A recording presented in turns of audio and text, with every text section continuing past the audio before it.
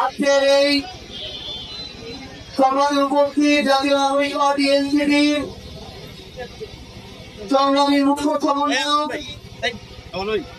চাঁদপুরের সাহসী সন্তান, সুনাইয়ের সাহসী সন্তান, বাংলাদেশের গর্ব জনাব নাসিরউদ্দিন পাটোয়ারি, উপস্থিত এনসিপির বিভিন্ন অঙ্গ সংগঠনের নেতৃবৃন্দ, বিভিন্ন রাজনৈতিক দলের সম্মানিত নেতৃবৃন্দ, আপনাদের সবাইকে জানাই জাতীয় নাগরিক পার্টি যখন অন্তর্বর্তীকালীন সরকার ছিল অনেক রাজনৈতিক দলে দলে ঘুরে যাচ্ছি, অনেক একটা নির্বাচন হলে বাংলাদেশের সকল সমস্যা সমাধান হয়ে যাবে। একটা নির্বাচন হলে 4 লাখ যেতে একটা নির্বাচিত সরকারের যত ধরনের প্রতারণা আমরা দেখলাম, এর আগে একটা নির্বাচিত সরকার 4 লাখে এত প্রতারণা করতে পারে এই কিন্তু বাংলাদেশের মানুষ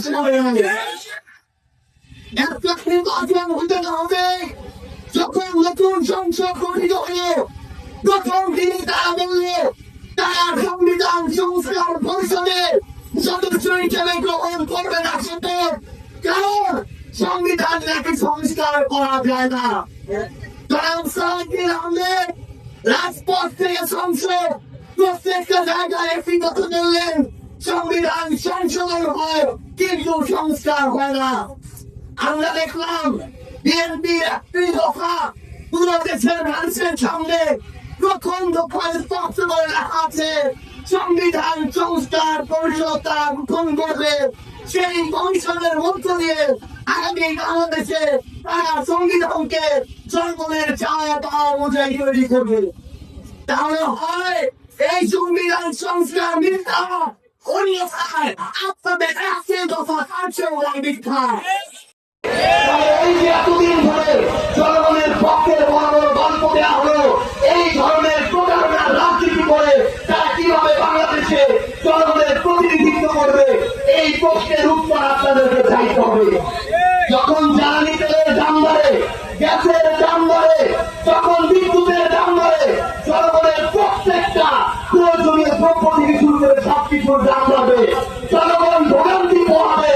আর যারা লুটপাট করে বিদেশে আবারও কোটি কোটি টাকা পাচার করবে, এই রাজনীতি বাংলাদেশে আর চলতে দেওয়া হবে না। তাদের শিক্ষামন্ত্রী 2 মাস আগে বলছে বাংলাদেশের শিক্ষা খাতকে উন্নতি করতে তারা 5% বরাদ্দ দিবে। গতকালকে তারা বলছে তারা নাকি প্রধানমন্ত্রীর কাছে 3% বরাদ্দ চেয়েছে জিডিপির, প্রধানমন্ত্রী নাকি 2% বরাদ্দ দেওয়ার আশ্বাস দিয়েছে। তাহলে এই যে আপনি একটা বলেন, প্রধানমন্ত্রী একটা বলে, 2 মাস আগে একটা বলেন, 2 মাস পরে একটা হয়, এই ধরনের রাজনীতি করে জনগণের সামনে কয়দিন ক্ষমতায় দিয়ে থাকবেন সেটা আগামীতে জনগণ নির্ধারণ করবে ইনশাআল্লাহ।